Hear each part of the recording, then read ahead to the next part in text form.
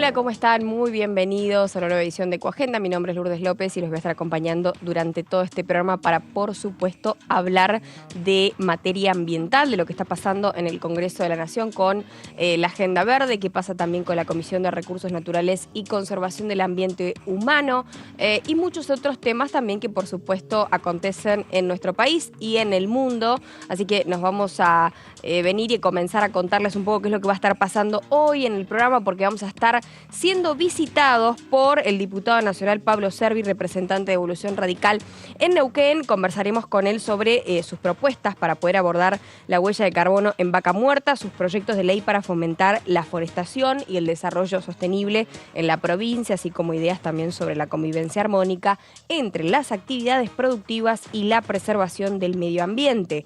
No se pierdan esta entrevista que obviamente va a arrojar luz sobre iniciativas clave para el futuro ambiental de Neuquén y de la Argentina, pensando también en la importancia de una matriz productiva sustentable.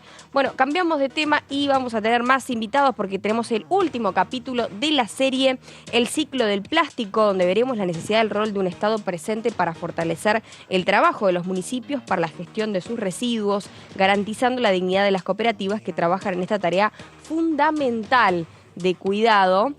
Además, seguimos hablando de plásticos y de su reutilización y nos acompañará Leonardo Rothflug, en este caso fundador y director de Reaccionar, un emprendimiento sustentable que está transformando la basura en objetos útiles con un impacto extraordinario. En esta entrevista exploraremos el viaje de Leonardo desde la infancia, donde sembró la semilla de su interés por la sustentabilidad hasta la creación de Reaccionar. Un viaje realmente muy interesante hasta la creación de una cooperativa con diseño comprometida con la transformación positiva del manejo de residuos. Además, conoceremos sus diversos productos, colaboraciones con empresas destacadas y los objetivos sustentables a largo plazo que la cooperativa se ha propuesto. Así que, por supuesto, vamos a estar con invitados, con mucha información, con mucha data también importante en materia de reciclado. Ya lo venimos trabajando en los últimos programas sobre los bioplásticos, sobre la nanocelulosa, diferentes proyectos también que tienen que ver con este cambio, con esta transición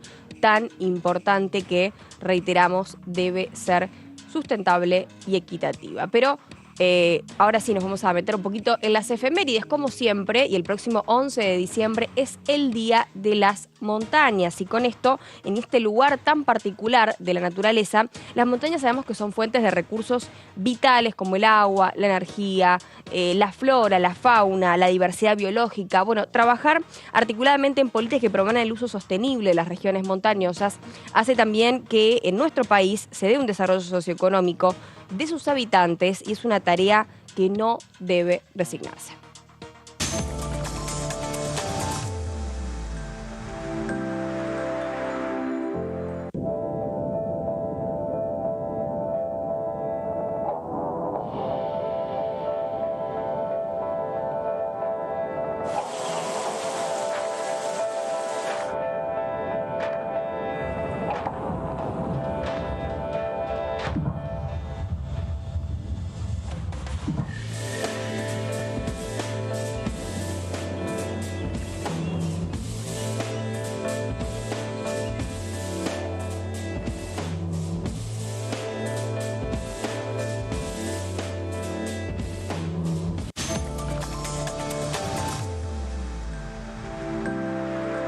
Muy bien, el próximo 11 de diciembre entonces vamos a estar conmemorando el Día de las Montañas, así que aprovecha si estás cerca de alguna montaña, alguna sierra, es importante que, bueno, volvamos a conectar con lo que en materia de diversidad biológica también nos brinda la montaña. Descubramos el impacto que dejamos en nuestro planeta. En nuestro próximo spot exploraremos la huella de carbono y las acciones que todos podemos tomar para reducirla. Ya hemos hablado mucho de la huella de carbono, de la capturación y de la medición de la huella de carbono en nuestro país, inclusive en el Congreso de la Nación también, porque eso es un trabajo que se va haciendo año a año, y conoce también como pequeños cambios, como por ejemplo el que se da desde las instituciones también, pueden marcar la gran diferencia. Así que si te parece lo vemos.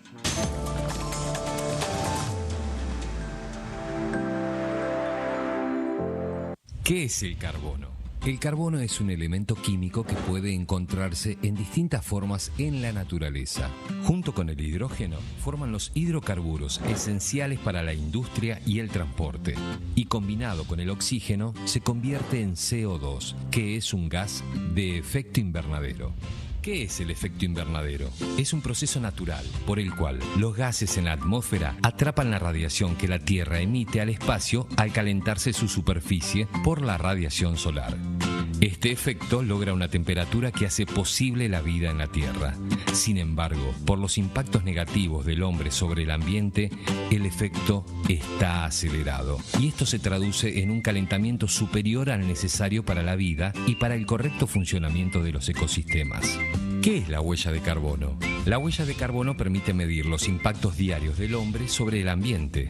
Esta medición permite analizar la forma de consumo y tener una trazabilidad ambiental de todas las acciones humanas. Esa trazabilidad permite calcular las acciones necesarias para mitigar esas emisiones excesivas. ¿Qué hace la ciudad? Buenos Aires sufre el efecto del exceso de emisiones de gases de efecto invernadero. ¿Qué podés hacer vos? Priorizá el uso de transporte público, camina o usá la bicicleta. Mantén en buenas condiciones el motor de tu automóvil y maneja en forma prudente. Usá responsablemente la energía. Incorporá en tu casa la construcción sustentable. Reducí tus residuos y reutilizá lo que sea recuperable. Reducir, reutilizar. Bueno, empezamos a ser un poco más conscientes sobre verdaderamente qué es la huella de carbono, pero por supuesto vamos a seguir hablándolo, conversándolo con especialistas, con diputados que están también trabajando sobre diferentes proyectos que por supuesto se vinculan al cuidado del ambiente, también a la sostenibilidad. Estamos por eso con el diputado nacional por Neuquén, Pablo Servi, del bloque Evolución Radical y propulsor también de la forestación como estrategia para compensar la huella de carbono en Vaca Muerta. Conoceremos además algunas propuestas sobre esto que les contábamos al principio, del desarrollo productivo, incentivar la inversión en forestación y lograr así un equilibrio ambiental, ¿no? Donde se produce quizás una deforestación o una tala controlada, luego se debe forestar nuevamente. Así que, diputado, bienvenido, muchas gracias. ¿Qué tal? Bienvenido, gracias por el espacio. Bueno, gracias por acercarse y hablar de todos estos temas que en un año electoral por ahí quizás se dejan un poco en el tintero, pero que es importante volver a trabajarlos, volver a abordarlos. Y así con esto, ¿cuál es su posición, ¿no? Con respecto a esto de la propuesta de forestar para compensar la huella de carbono? Recién contábamos un poco qué era la huella de carbono, cómo se trabaja en Vaca Muerta y cómo planean impulsar esta iniciativa también desde su posición como diputado nacional. Bueno, hoy estamos viendo cómo hay un avance en medir la huella de carbono, inclusive en los hidrocarburos, ¿no? Que de alguna manera, por lo menos hasta la producción, hasta donde se llega al consumidor, las empresas están buscando, inclusive ya hay alguna como vista que plantea para el 2026 ser net zero, ¿no? Un equilibrio en esto. Y para eso necesitan complementar, además de alguna ventaja que tiene Vaca Muerta, que tiene un balance, o el balance de carbono es de los más bajos dentro de las áreas que hay o las zonas productoras del mundo.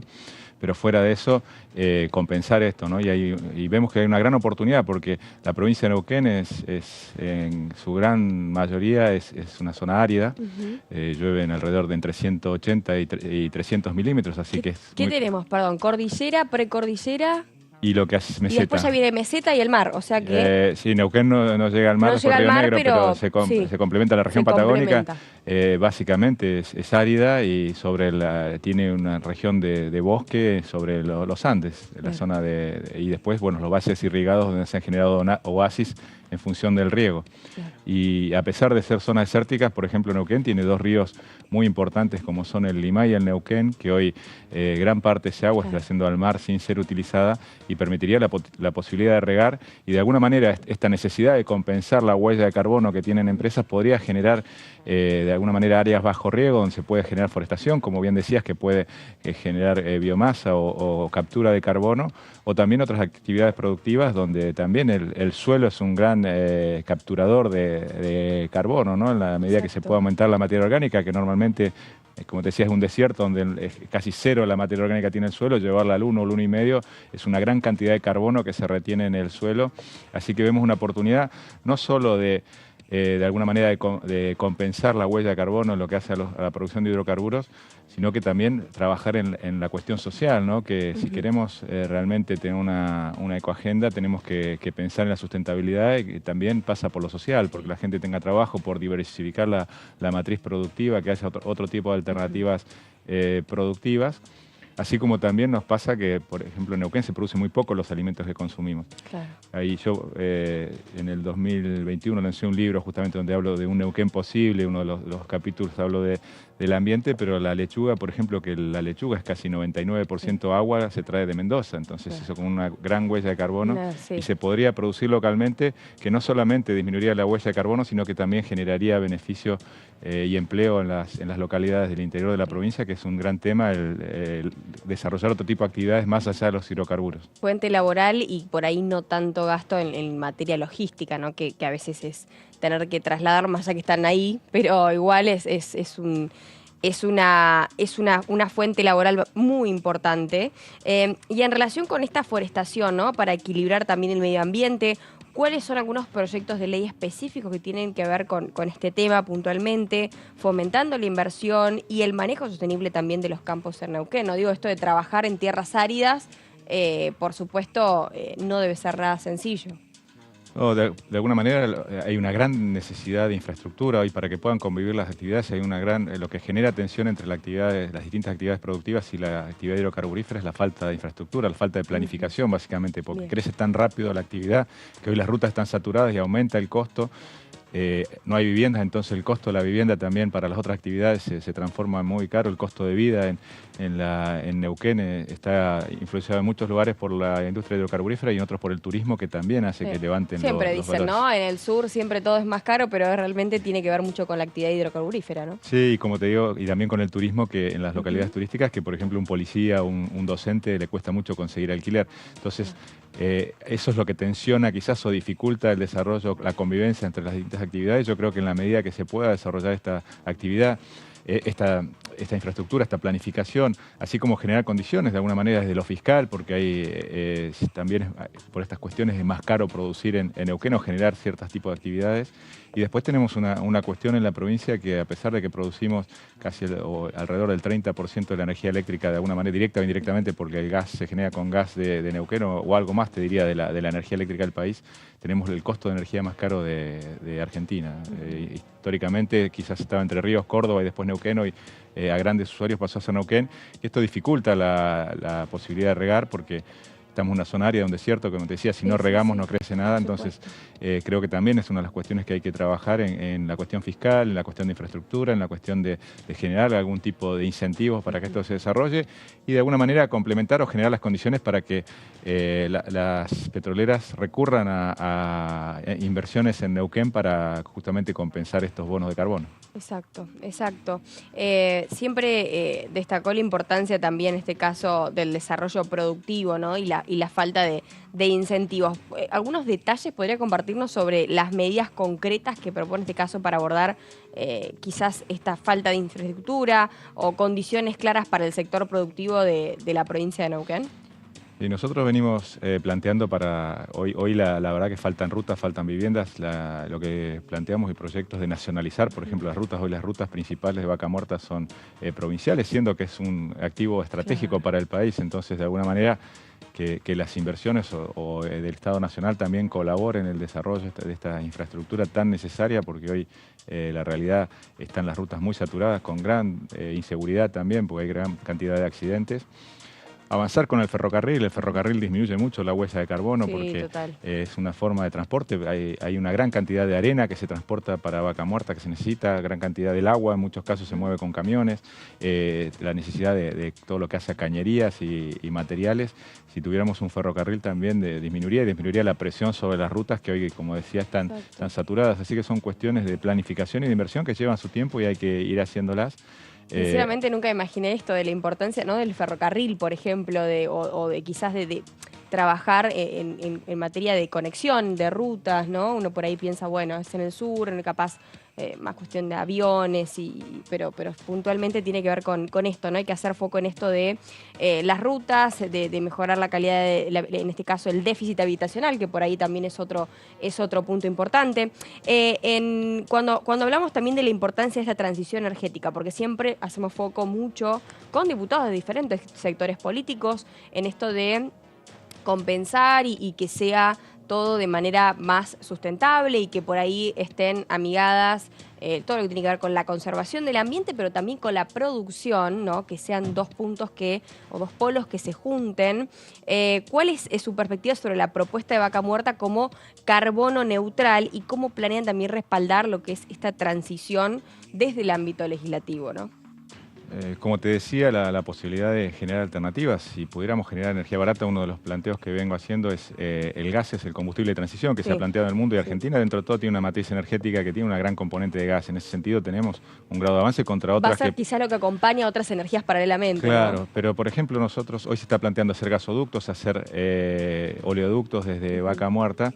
Pero lo que nosotros también planteamos, ¿por qué no hacemos electroductos, no hacemos líneas? Hace muchos años que en Argentina no se invierte en líneas. Estamos mandando el gas a las centrales en Buenos Aires para que quemen y generen el carbono, la contaminación en los centros urbanos, teniendo la posibilidad de generar la electricidad en Neuquén y trasladarla por líneas que a futuro servirían para otro tipo de energías alternativas. En Neuquén tenemos posibilidad de energía eólica, hidráulica, la geotérmica también, que es algo que no se ha explorado. Tenemos tanto en el volcán Domullo como en el Copahue una posibilidad de energía geotérmica, que además las energías alternativas como son la solar y la eólica necesitan complementar con una energía de generación continua que puede ser la hidráulica o la geotérmica, porque la solar depende del sol y la eólica de cuando hay viento o cuando no.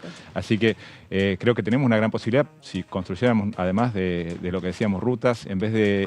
¿Cómo se llama? ¿Es generación continua, así se llama? Generación continua sería los que tienen la hidráulica. Que no dependa necesariamente de la naturaleza o de las horas de luz de alguna manera. Entonces se deben complementar las dos, porque si no es, cuando no sopla viento tenés toda una infraestructura instalada que te vas a quedar sin electricidad. Claro. Entonces las hidráulicas son, inclusive hay una forma de almacenar bombeando agua en altura, es una forma de almacenar sin una batería, de cómo almacenar energía eólica o solar también y después poder generar en otro momento que no haya este tipo de energía alternativa. Así que son cosas que, por eso antes hice mucho hincapié en la planificación, ¿no? Que creo que en este país hace mucho no se hace, y son cuestiones que son a mediano y largo plazo, no son de un día para otro, y hay que diseñar una estrategia. Esto que te decía de generar electroductos, hace muchos años que no se construyen líneas. Hoy hay una limitante a la posibilidad de instalar parques eólicos o energías alternativas en Neuquén, porque no tenemos cómo trasladar la energía eléctrica, están saturadas las líneas que están. Entonces creo que tenemos que avanzar todas estas cuestiones,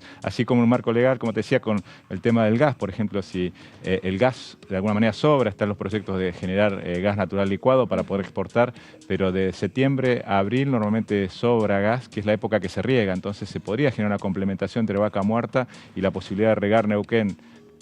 Dicho por la FAO, 170.000 hectáreas, Río Negro tiene algo de 300, 400.000 hectáreas, sur de La Pampa, sur de Mendoza y la provincia de Buenos Aires, inclusive lo que tiene cerca del Río Colorado y del Río Negro, tiene una gran posibilidad de poner hectáreas bajo riego y de alguna manera compensar esta huella de carbono y hacer forestación. Hay posibilidad de hacer lo que es frutos secos, que en el mundo ha aumentado el consumo, por ejemplo almendras, y están por cuestiones de sequías, están viendo una retracción en las zonas productivas, que principalmente California o en Europa, así que hay posibilidades de alguna generar forma alternativas. Ir compensando y generando alternativas, porque sabemos que por ahí cuando se da una explotación o una utilización de un recurso de manera no controlada, después donde se dan estos desfasajes, es decir, bueno, tenemos que salir a buscar, tenemos que salir a pagar por otro lado, y ahí eso es lo que tampoco se está tratando, de evitar, y por supuesto también pensando en el medio ambiente y en esto de mitigar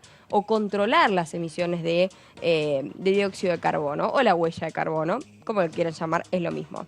Bueno, respecto a este proyecto de ley para declarar a Chubut como capital nacional de las energías renovables, ¿cómo planea contribuir desde su posición, ¿no?, para que esta iniciativa se consolide y beneficie tanto a la provincia como al país, Neuquén, como al país en términos de desarrollo sostenible? Si decía Chubut, me parecía raro.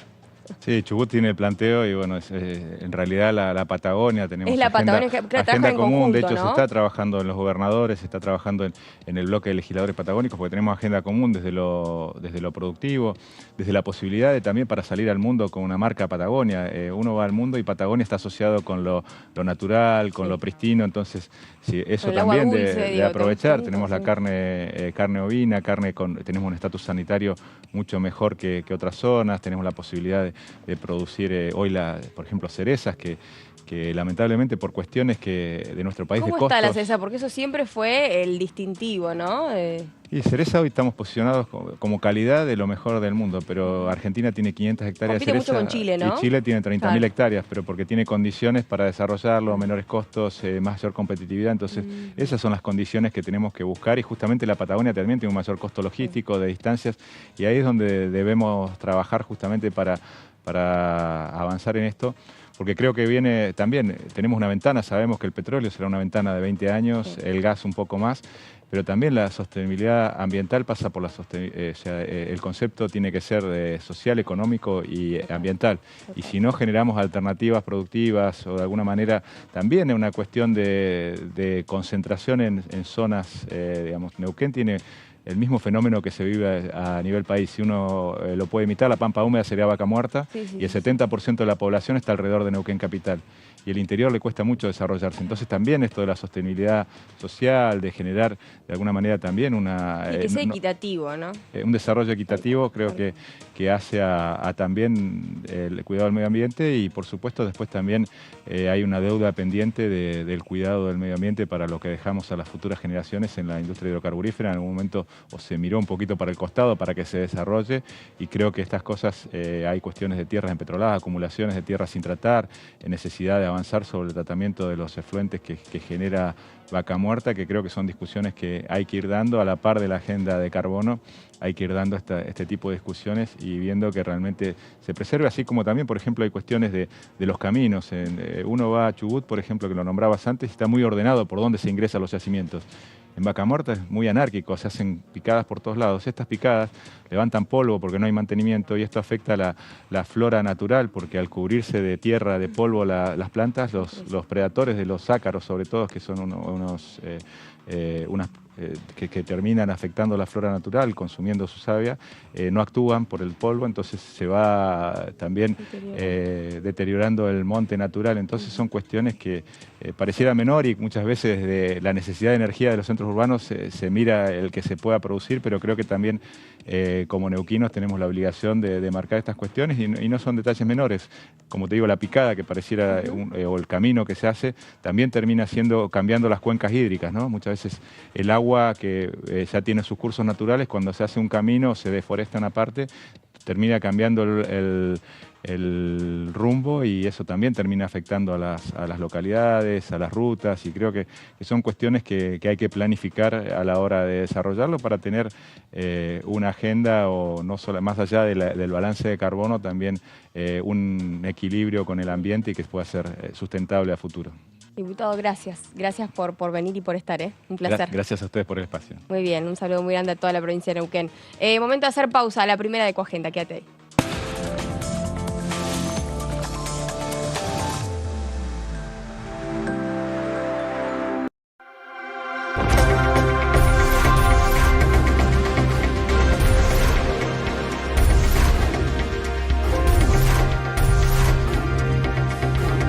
Ellos son tu voz en la primera edición. DTV, el periodismo en el Congreso.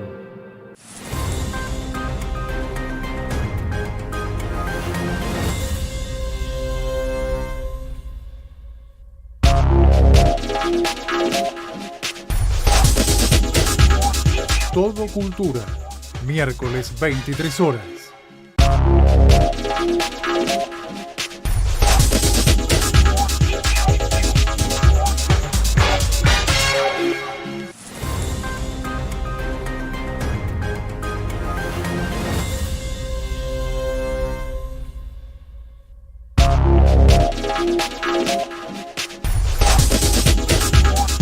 Coagenda, jueves 23 horas.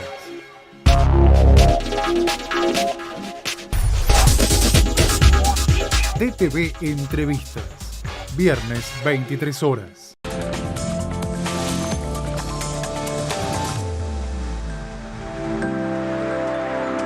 Continuamos en Ecoagenda y el próximo 10 de diciembre es el Día Internacional de los Derechos de los Animales. Se celebra este día, pero también desde 1997 se celebra por parte de diversas organizaciones y asociaciones de protección animal, como el Día Internacional de los Derechos de los Animales. Se realizan actos en muchas ciudades del mundo para concienciar y también reflexionar sobre el respeto que se debe tener hacia todos los seres del planeta, dando así valor a la famosa frase de Mahatma Gandhi cuando dijo que un país o civilización se puede juzgar en la forma en la que tratan a sus animales. Lo vemos.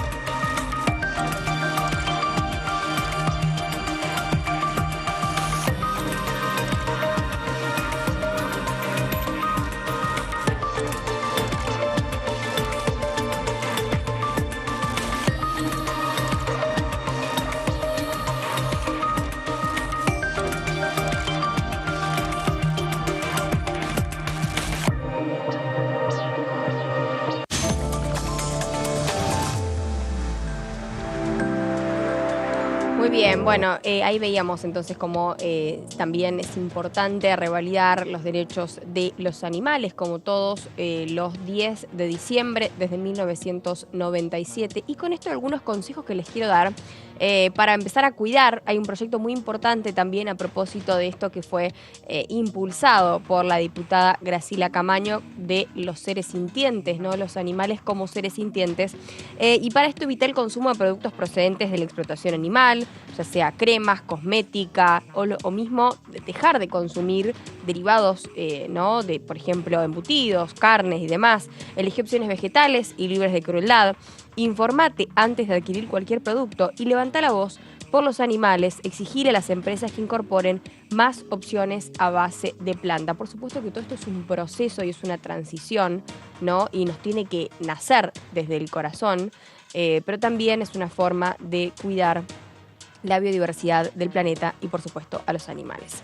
Cambiamos de tema y, como lo adelantamos al inicio, continuaremos ahora con el último capítulo y nos da mucha melancolía porque hemos trabajado a lo largo de todo Ecoagenda estos ciclos del plástico, donde veremos la necesidad del rol de un Estado presente para fortalecer el trabajo también de los municipios, ¿no? Para la gestión de sus residuos y garantizando la dignidad de las cooperativas que trabajan en esta tarea fundamental de cuidado ambiental. Así que, si les parece, lo vemos.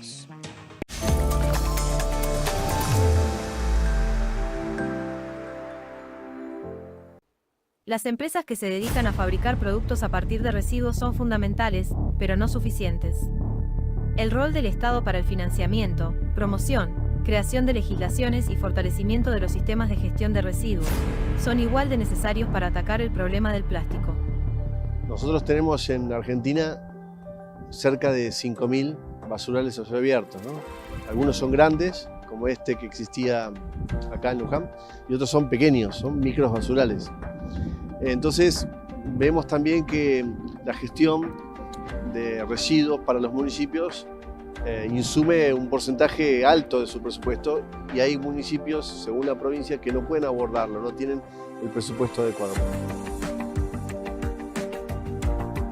Imagínate donde no hay organización, hay micros basurales en cada casa, ¿entendés? Eso es también muy malo para el cuidado del medio ambiente, pero también es muy malo para los que viven ahí. Hoy nosotros en Concordia, del presupuesto municipal del 100%, un porcentaje importante va para servicios públicos. Dentro de servicios públicos está la recolección de residuos. Por supuesto, gran parte se destina a la recolección domiciliaria, aproximadamente más de un 50% va para la recolección. El problema de los basurales en Argentina está delimitado a una competencia municipal. El Estado Nacional fortalece la gestión de residuos integrales, de la gestión de residuos integrales para los municipios, con financiamiento, con capacitación técnica. Del abordaje de una problemática que es acuciante, que nos abarca a todos y que para poder revertirla hace falta decisión política como la que ha tenido el Gobierno Nacional a partir del Ministerio de Ambiente y hace falta inversión. No es solo discurso, hace falta inversión. Estamos haciendo 10 plantas. Nuestra gestión encaró 10 plantas de tratamiento de residuos en distintos puntos del país. Pero no nos quedamos solamente con eso, sino que también lo que hicimos es fortalecer a los municipios con equipamiento. 150 municipios que el Ministerio de Ambiente, el Estado Nacional, fortaleció con equipamiento. Retroexcavadoras, tractores para el tratamiento de residuos, enfardadora para los plásticos que los recicladores venden, e incluso esos son sus ingresos, enfardadoras, cortadoras de vidrio, cortadoras neumáticos. Todas herramientas y equipamientos pesados que sirven para la gestión integral de residuos en los municipios.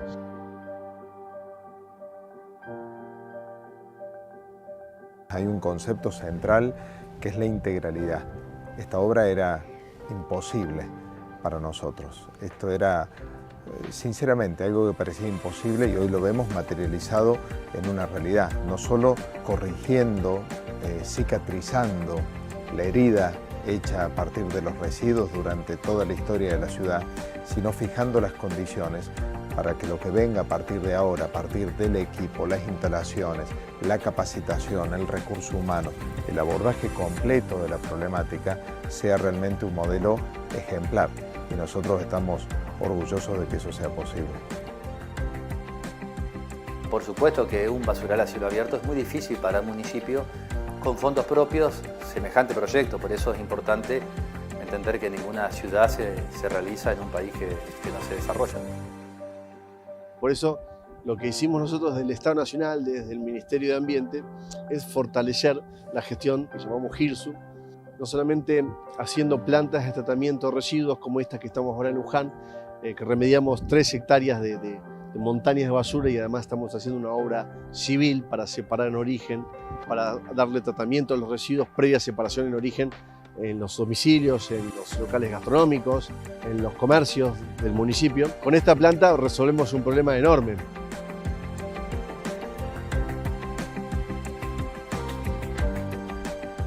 Hoy el principal elemento contaminante en el mundo es el plástico y es de difícil tratamiento. Sí en la economía circular, pero es muy difícil de sacar del medio ambiente.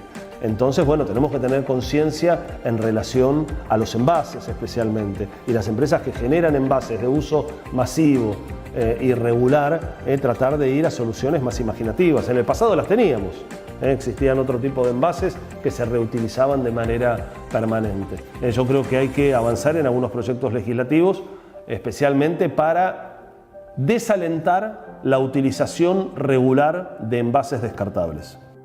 Lo que nosotros procuramos para pensar en largo plazo y extendidos en el tiempo es una ley de envases. La ley de envase tiene 2 objetivos muy claros. Primero, la discusión que tiene que ver con el cuidado del medio ambiente, en esta crisis ambiental que estamos viviendo, y también con un problema social que se tiene que ver, ¿no?, con el trabajo de los compañeros y las compañeras. Una ley de envases que está regida en nuestra articulación cuando presentamos este proyecto, que ya lo presentamos al Congreso, que tenga el principio de responsabilidad extendida al productor. ¿Qué pasa con esos productos después del consumo? ¿Quién se hace cargo? ¿Dónde van a parar? Que nosotros necesitamos que se discuta la responsabilidad extendida para que justamente el Estado regule y controle al mercado, que se hagan cargo también de que hay un trabajo que no se ve o que sí se ve en este momento. Imposible salir a la calle y no ver un cartonero en cada esquina. Que alguien se ocupa de recuperar ese material, que no vaya para los basurales, a los mares o a los riachuelos. La crisis ambiental no solamente les afecta a todos, sino también claramente es una crisis social, si quiere, ¿no? Y bueno, la ley de envase viene a plantear un poco eso. La clave de la gestión de residuos es el largo plazo.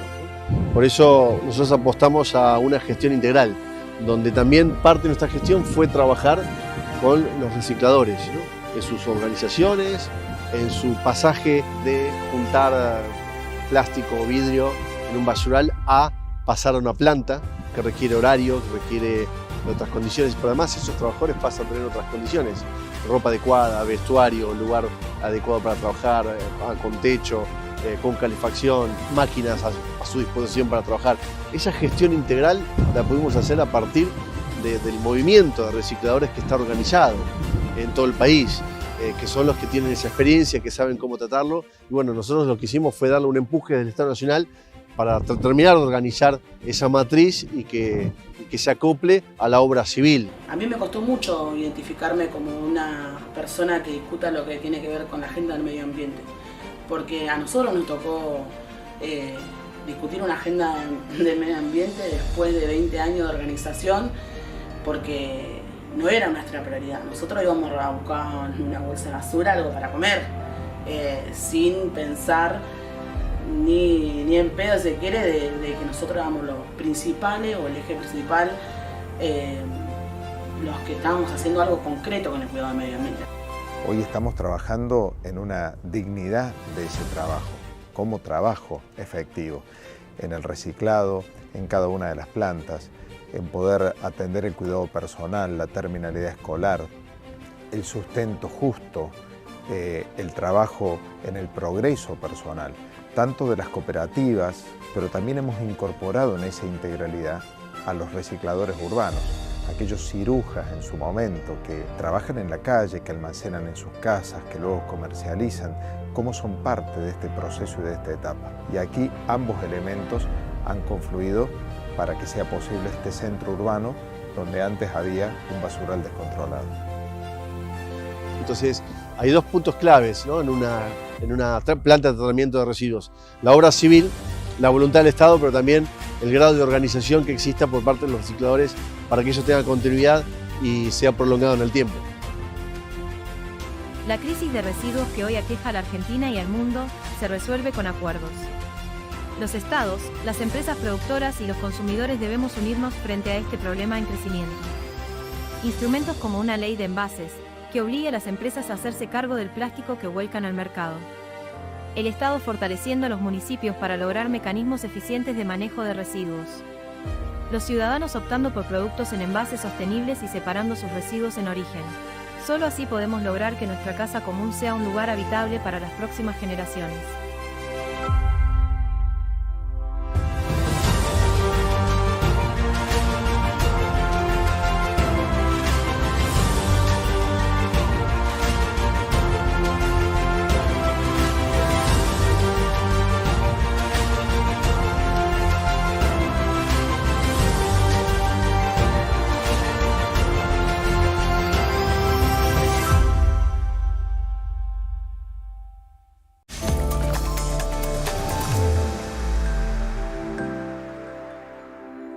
Bien, bueno, ahí veíamos entonces esto de también la importancia, ¿no?, del ciclo del plástico, una nueva edición también, y revalidando la labor de cada uno de los recuperadores de residuos. Hemos visto el último capítulo de esta serie y por eso también nuestra conciencia de cuidados debe cambiar. Pero un adelanto, en el próximo bloque tenemos y conoceremos cómo una cooperativa lleva adelante el emprendimiento sustentable que está transformando la basura plástica en objetos útiles con un impacto extraordinario. Ya veníamos hablando del tema plástico, así que vamos a seguir en el próximo bloque. Pausa y volvemos.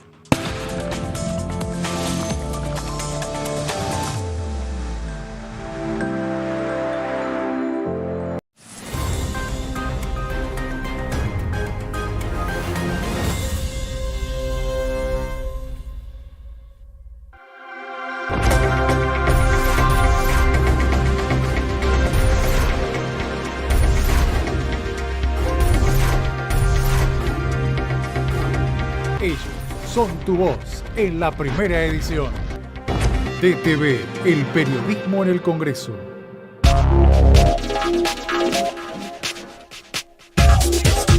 DTV es información, es diálogo, es análisis. DTV es federalismo, libertad de expresión, pluralidad de voces.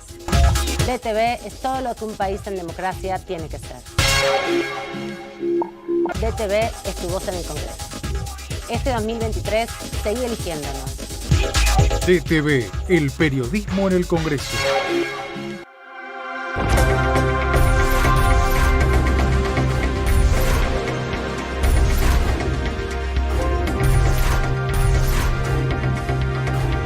Ellos son tu voz en la segunda edición. DTV, el periodismo en el Congreso.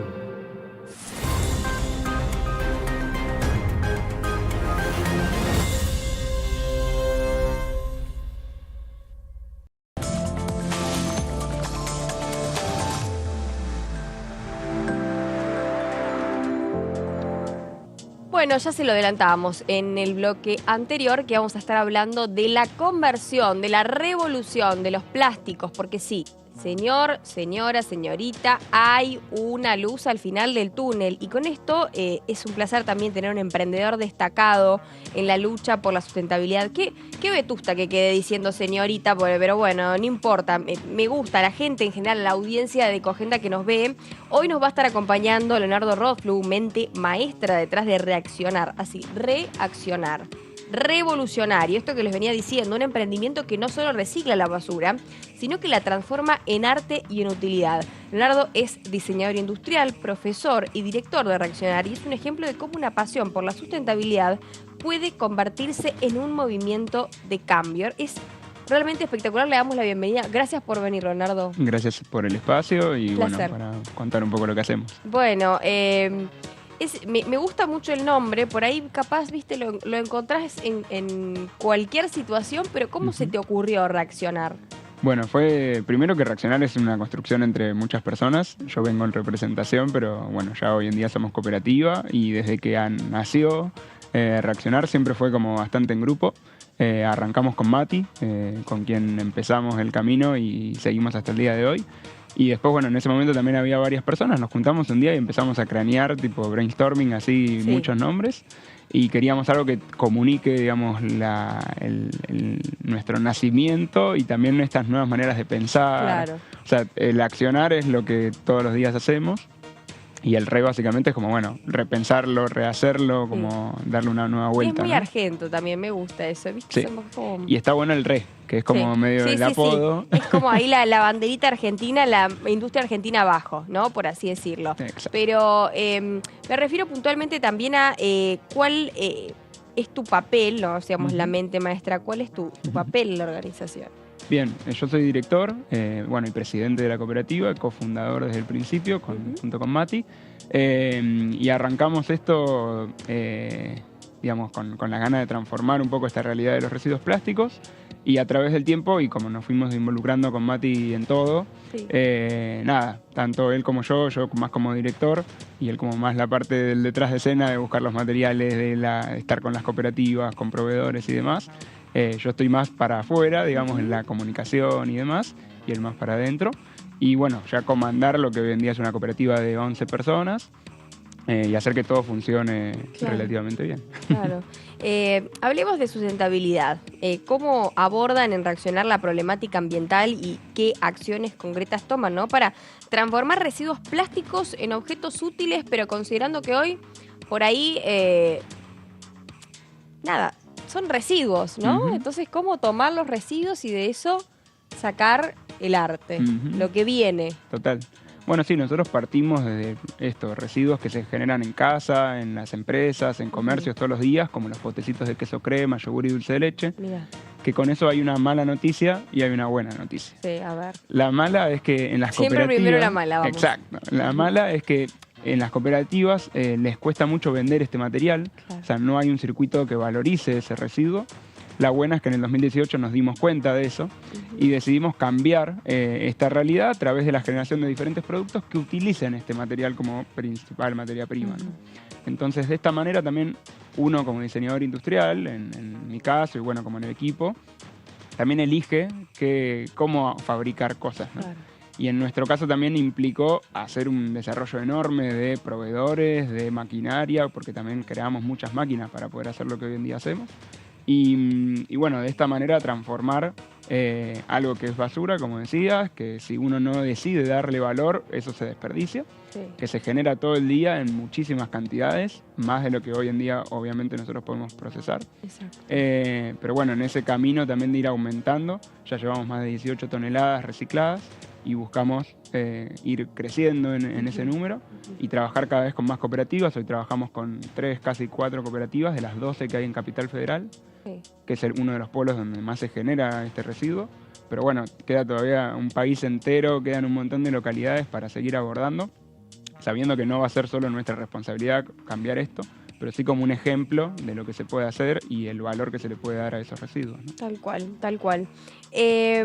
También en el enfoque institucional, ¿cómo impacta reaccionar en los aspectos ambientales, sociales, económicos? Y que según vos, ¿cuáles son los proyectos actuales, ¿no? Para poder promover así un cambio en lo que es el manejo de los residuos a nivel mundial, ¿no? Que casi no se habla de esto. Bien, total, sí.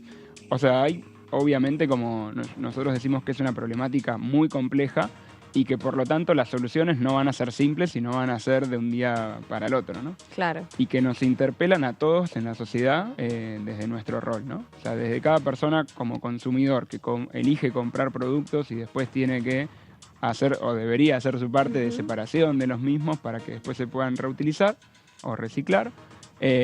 Después el actor que sigue es la cooperativa de separación de residuos, que es quien recibe toda esa separación. O sea, cuando yo separo en casa y tiro en el cesto verde, bueno, eso va para una cooperativa. Ellos lo separan por tipo de material, lo valorizan todo lo que pueden, obviamente. Ahí el poliestireno es un caso de que no se podía valorizar. Y después las empresas recicladoras que se encargan de transformar eso ya en materia prima y en producto, ¿no? Bien. Y ahí vuelve al consumidor. Entonces ahí es toda una cadena de valor espectacular. Exacto. Donde van interviniendo diferentes partes y sobre todo esto de generar la famosa economía circular, ¿no? De darle realmente un valor agregado con lo de la responsabilidad extendida del productor y un montón de cosas que van apareciendo y que hace que, bueno, esto se pueda monetizar, ¿no? Que también es al final de todo lo que un poco genera el incentivo. Y hablando de incentivo, ganar el concurso vos lo hacés que marcó un hito para reaccionar, porque siempre participar y tener visualizaciones y visibilización es importante. Entonces, ¿cómo influyó este logro en el crecimiento, ¿no? Del emprendimiento y en la consecución también de sus objetivos de sustentabilidad, ¿no? Bueno, sí, lo ganamos en un momento en donde todavía estábamos empezando con... Ay, me muero lo que haber sido tipo... Ya, llegó. Y lo que, tanto ese como Proesus, que fue de ambiente, del Ministerio de Ambiente y Desarrollo Sostenible de la Nación, ambas cosas nos dieron una validación, primero personal, porque también uno se manda medio que haciendo cosas en contra de toda marea, en contra de un montón de locuras. Es una patriada. Total. Y cuando uno lo empieza a presentar y empieza a mostrar lo que uno tenía en la mente y lo que hacía todos los días y ves que tiene valor y que hay aceptación y que se busca, realmente es una satisfacción hermosa.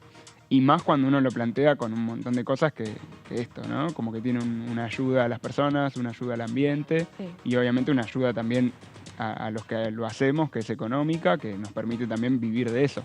Que también es algo fundamental, porque cuando empezamos no vivíamos de eso y teníamos otros trabajos, teníamos otras cosas, y a través del tiempo pudimos elegir y poder vivir de esto, que es algo fundamental, ¿no? Tal cual. A propósito de esto, tenemos un tape un poquito para conocer más sobre reaccionar, cuál es su tarea, así que vamos a verlo. Unos que son plásticos flexibles y el otro que son plásticos rígidos. Dentro del área plásticos flexibles, con la termofusión utilizamos sublimadoras y con ese tipo de proceso elaboramos textiles reciclados con el que se pueden confeccionar productos como riñoneras, tote bags, cuadernitos y un montón de desarrollos a pedido. Y después por el otro lado tenemos todo lo que es plásticos rígidos, que hay con diferentes procesos como horneado, inyección, compresión, se logran placas de plástico para hacer, por ejemplo, mobiliario, sillas, mesas. Y después por el otro lado también se pueden hacer accesorios como cuencos, organizadores de escritorios, soportes para notebooks, etc.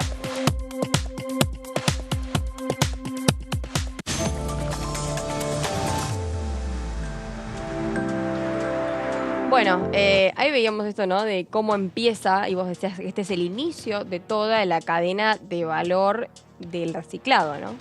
Sí, total. O sea, es esto, ¿no? En la economía circular, si nosotros tenemos un círculo como el del logo de ustedes, tiene un arranque. O sea, no es que las cosas, bueno, ya está el círculo, ¿no? Arrancan la separación de residuos. Claro. Si uno no separa correctamente, eso no hay manera que habilite ese círculo y esa economía circular. Así que bueno, le respondemos la pregunta a un compañero fuera de aire, es básicamente eso. O sea, es la forma también de decir, bueno, los puntos verdes hay que usarlos, por favor, tratemos de ir de a poco cumpliendo con esto. Que obviamente son acciones individuales, ¿no? No pasa nada. Bueno, el enfoque de reaccionar en el reciclaje de poliestireno es realmente espectacular. A partir de esto, cómo abordan el desafío, ¿no? De reciclar este material a nivel ciudad y cuáles son los planes futuros para poder expandir también su impacto en la gestión de residuos en Buenos Aires. Total. Sí, nosotros a través del tiempo fuimos encontrando y trabajando con las primeras cooperativas que también elegían y querían trabajar con nosotros y empezar a separar un nuevo material que no estaban separando. Y con ellas hoy en día ya trabajamos hace varios años, meses. Sí. Depende de cada una. Y como les decía anteriormente, son 12 cooperativas que hay en Capital Federal. Nosotros hoy en día estamos trabajando con 3, 4. Buscamos seguir expandiendo. Exacto. Obviamente también viene de la mano con la generación y la posibilidad nuestra de poder reciclar todo eso. Tampoco es que es solo por voluntad nuestra, sino que también se tienen que vender los productos y mover para que nosotros podamos reciclar la mayor cantidad posible, ¿no? Claro. Tu primer encuentro con la sustentabilidad fue a los 5 años, ¿no? ¿Cómo se da esta conexión personal con la causa, influyendo también en la misión de reaccionar y en el compromiso con la educación ambiental en sí, ¿no? Desde tan chiquito. Bien, es gracioso porque incluso arranca, voy a contar la historia, estábamos de vacaciones con mi familia, andando en la ruta, ni me acuerdo a dónde, y yo estaba tomando un juguito y lo tiré, tipo el Tetra Pak, ¿viste? Con la ¿Viste la costumbre de tirar algo? Vos decís... Lo tiré por la ventana en una ruta, o sea, en un lugar natural, y mi vieja frenó el auto, después de que se dio cuenta, pues me dijo... Y me dejó en la ruta. ¿Qué tal? Más o menos, Frenó y me dijo, anda a buscarlo. Obviamente había frenado 100 metros después, ¿viste? Me dice, anda a buscarlo. Y me abrió los seguros, fui, los 100 metros de ida, lo agarré, lo traje y lo guardé. Y me dijo, cuando lleguemos a un lugar en donde haya un cesto de basura, porque en ese momento no había separación de residuos todavía casi, lo tirás. Y yo después, a través de los años, obviamente ese momento se pasó. Claro. Después a los 15 años, más o menos, 14... Ahí empezaba, ya habían un montón de recolectores urbanos, cartoneros, ya haciendo su trabajo hace años, pero de una manera totalmente informal, que tenían que sacar la basura del contenedor grande y lo que pasaba en nuestro edificio era que, como siempre, uno está sacando un montón de basura de una sola bolsa, obviamente se armaba desorden y lo que a mí más me dolía, que era, las condiciones en las cuales esas personas estaban trabajando. Sí. Y dije, esto lo podemos ahorrar. O sea, ¿por qué yo estoy tirando todo en un solo lugar para que después alguien venga y lo saque de ahí? Que el material ya está contaminado, ya tiene un montón de problemas. Y también un día volviendo de la escuela le dije a la chica que estaba separando ahí los residuos de la basura, le dije, disculpa, pero ¿qué te sirve? ¿Qué te llevas de acá? Yo podría separarlo en una bolsa y traértelo y al menos te ahorro el trabajo de una sola bolsa. Digamos, de la que sacamos nosotros, eso tenés ahorrado. Y me dijo, bueno, separamos esto, aquello. Vuelvo a mi casa y le digo a mi vieja, mirá, pasó esto, vamos abajo, me dice. Fuimos abajo, digamos, nuevamente, hablamos y mi vieja dice, bueno, no solo lo vamos a aplicar nosotros, sino que vamos a ver si lo podemos llevar al consejo del edificio, ¿no? Claro. Y a partir de ahí empezó todo un cambio. Esto era antes de que haya separación de residuos como más abierto. Sí, que ahora tipo es una regla prácticamente, ¿no? Total. Y a partir de eso fue el cambio en todo el edificio de 144 departamentos, que es una cantidad de basura enorme. Y una cantidad de recursos enorme que se pierden si uno tira todo junto. Y bueno, a partir de esas cosas yo me fui involucrando y después dentro de mi profesionalización en diseño industrial, dije, bueno, no puedo hacer oídos sordos a todo esto que yo ya me fui dando cuenta que es importante. y que tengo que crear objetos de esta nueva manera. O sea que prácticamente lo único que faltaba era que vos y tu querida madre estuvieran tipo dando un instructivo en el edificio de cómo separar los residuos y qué es lo que hay que separar. Entre otras cosas lo fuimos haciendo. Muy bien, que no sería malo, ¿eh? A ver, algún proyectito por ahí, hay que gestionarlo. Bueno, Reaccionar ha desarrollado también esta amplia gama de productos, ¿no? A partir de residuos plásticos, digo, es como un renacer o como un vivir después de un fin, ¿no? Porque esto se vuelve a dar mucho tiempo. ¿Podrían compartir algunas historias destacadas también de cómo fue elaborando, cómo se fue armando también con empresas y cómo las tapas de mesas, por ejemplo, para un shopping palermitano o tachos de basura para una cadena de hamburguesas veganas, que ahí lo estamos viendo, tuvieron forma a partir de esto que nos estás contando? Bueno, el emprender siempre es bastante divertido, duro también. Pero tiene también, sus matices, vamos a decir. Exacto. Claro. No son todos días súper lindos, pero la realidad es que es muy gratificante. Sí. Al final de cuentas termina siendo algo muy lindo. Sobre todo también cuando uno empieza a crecer y empieza también a contratar personas y decir, che, hay gente que está viviendo de lo que creamos, ¿no? Eso la verdad que es muy lindo. Pero sí, hay historias, tenemos miles. Piensen que nos mudamos 7 veces. Talleres desde 11 metros cuadrados hasta hoy en día 1000 metros cuadrados. Wow. Y bueno, todos esos momentos fueron realmente muy gratificantes, muy lindos. Y esto nuevamente de ir viendo cómo lo que uno va creando en la mente, que al principio son solo ideas, después las va transformando en acciones.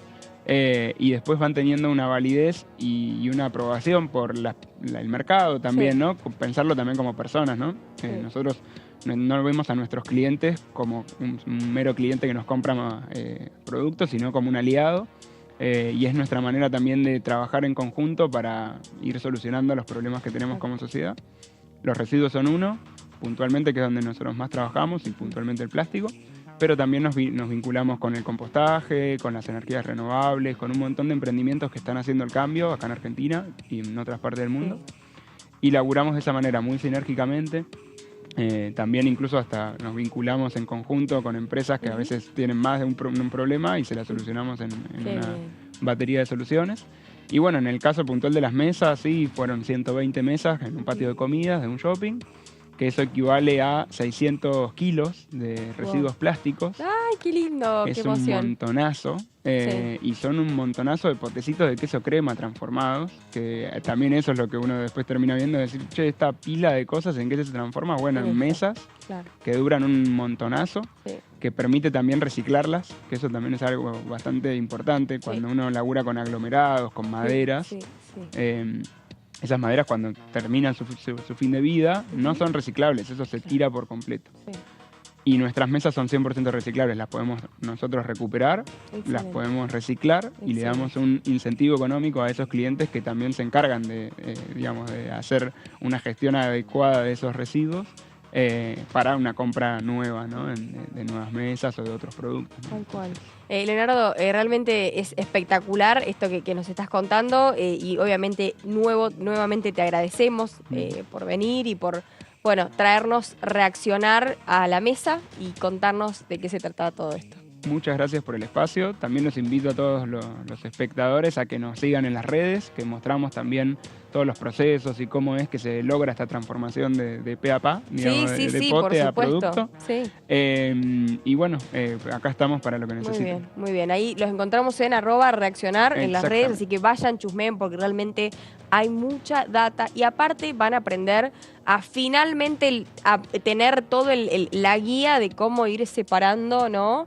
En los húmedos, en los plásticos, en los cartones, en los compostables, todo. Gracias, Leo. Un placer, gracias a ustedes. Muy bien, y vos recordá que si cuidamos la tierra nos cuidará. Hasta la próxima. Chau, chau.